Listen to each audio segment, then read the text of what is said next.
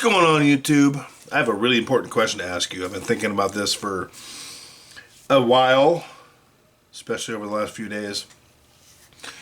Today is 11/21/2023. What's that, Tuesday? Thanksgiving's coming up. For those of you who know, I do have a vacation coming up in a couple of weeks now. I booked the rental car. I called them today. I'm not really a credit card guy for the most part. I have a few. I recommend having a few, not a financial advisor. Do your own research, form your own opinions. But the one I wanted to use to book the car only has a small balance. And to cover the extra insurance and the 6-day rental and the deposit, didn't have enough. And I like to plan ahead. So my question to you is, what happens if it all fails tomorrow? Your income goes away, be it your job, be it your benefits check, your pension check, whatever it is. What happens if that goes away tomorrow? And it's not my job to make that right for you or anybody else. It's only my job to make it right for myself and to put the message out. If I put that in people's minds and get them thinking that way, I've done my job. The rest is up to the people. It's up to you and me and everybody else to take care of ourselves. So I called them today, way ahead of time. I like to plan. It's already reserved. I don't want any mistakes. I called number one to make sure the reservation was good to go, and it was. And I asked some questions. They said, okay, bring your license, all that. I'm like, all right, great. And I said, I'm gonna put the rental car on a card, because I don't really like sharing my bank account information with people if I can avoid it, to be honest with you. You get better protections with a credit card. If it's your debit card and something happens, your cash can be tied up for a couple weeks while they do the investigation, blah blah blah. If you use a credit card, boom, they send you a new card and they cancel the transaction and you're good to go, because it's ghost money. It doesn't really exist, let's be honest. So it's different, which is why I'm putting a portion of this trip on a card. And they said, well, we don't take cash.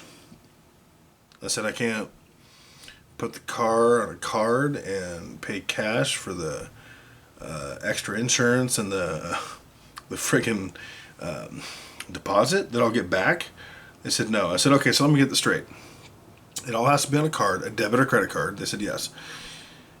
And it has to be done that way, which means I give them the deposit immediately. And I'm going to have to wait how long for that to credit back to my account? Because I'm going to use a debit card for this one, which I don't like. I went up to the bank. I put a couple grand in just because I like that cushion. I don't keep a lot of money in my checking account, just enough to cover bills plus an extra $200 to $400. So I went up there, popped in a couple grand. Rental car is going to cost me about $1,000 with the rental fee. With the deposit. So I like to have that cushion. And I didn't have to sell any of this to do it. I did have to take cash out of the safe, which really pisses me off. Because I wanted to take $200 out of the safe for the deposit, not, a couple grand. And my point in this story is this.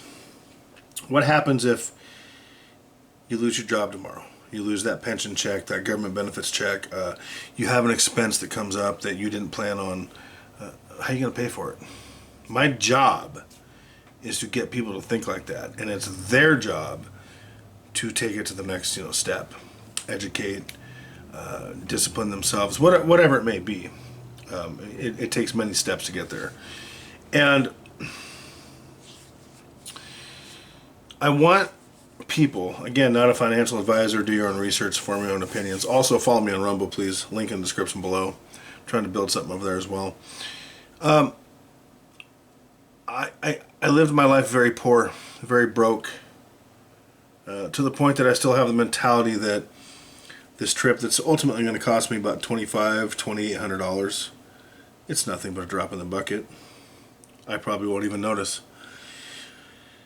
But because I think of money the way that I do, because I've been on my ass a few times, lost jobs, lost, a promise to pay from somebody for something, and at that time it was detrimental. Because of that, I think of money very differently. I think of it in ounces of silver, ounces of gold, future, and I'm at the point now in my life, and I want everyone else to be at this point as well, where if $1,000 or $2,000 expense comes up that isn't planned, it is not the end of the world. It is more a matter of a minor inconvenience that will piss you off, and it should piss you off. It should irritate you, but nothing more. That's the goal. And that's the point of this video. I'm not rich. It's all perspective. I'm very, very poor in the grand scheme of things. Compared to myself in 15 years ago, I am Bill Gates. I am Donald Trump. I am Elon Musk. I'm not talking about names that we love or hate. I'm just using examples. Compared to most people that I know in my personal life, I am also those people. In the grand scheme of things, I'm an ant. I am a nobody. I am penniless. I am broke. Can I absorb a $2,000, $3,000, $10,000 expense that comes up? Yes. Does it irritate me and piss me off? Yes. Is it anything more than a matter of a minor inconvenience? Not really. And that's the point. So it's really important for all of us to think about, what are we going to do if our life changes tomorrow? I put up a community tab recently, basically talking about what my old man said, before he lost his mind, which was some of the best advice I ever got in my life. And it's to the effect of, one of the biggest mistakes people make is thinking that things are always going to be the way they are today, when things are good. And they don't forecast and have that forward thinking of what things are going to be like tomorrow, if and when they're not good. Because inevitably, expenses come up. The transmission goes out, the engine goes out, the alternator goes out, the plumbing goes bad, the roof needs replaced, we get fired, we get laid off, whatever it is.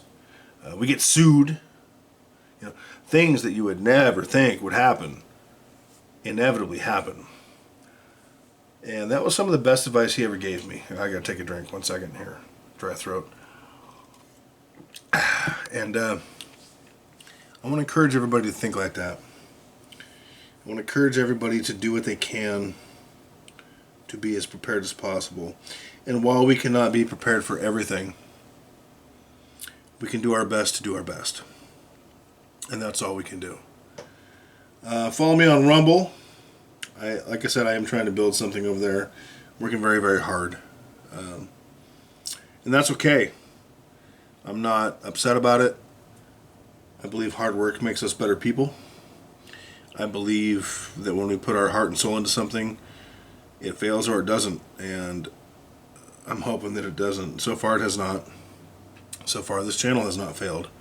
And that's due to each and every one of you. I'm not telling you to leave YouTube. Listen, Google, I'm not telling you to leave YouTube. They get mad about that. I'm encouraging people to support people elsewhere as well. That's all I'm doing. With that being said, like, subscribe, comment. I hope you folks have a wonderful Thanksgiving. I really do.